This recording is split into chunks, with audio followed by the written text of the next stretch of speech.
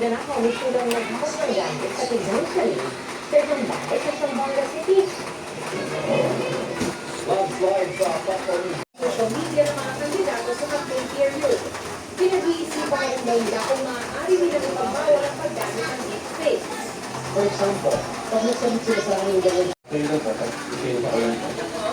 sabi mismo ng LTO, aabutin pa ng hanggang Hunyo sa susunod na taon bago matapos ang backlog sa mga region ng Philippines tumaas ang farm gate price dahil nagmahal din ang farm inputs. May mahigit 100 pesos din ang sa presyo ng farm gate. Ng eleksyon, voters education at nagkaroon ng demonstration ng mga bagong automated counting machines.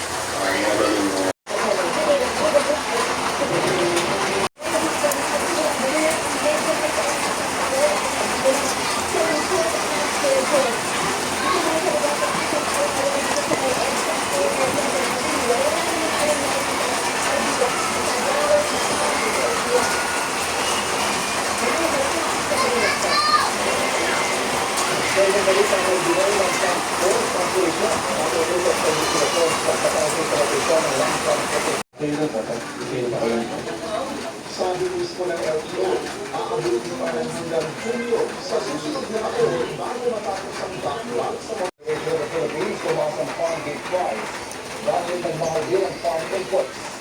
May mahigit 100 pesos din ang sa presyo ng farm gate. Eleksyon, voters education at nagkaroon ng demonstration ng mga bagong automated counting machines.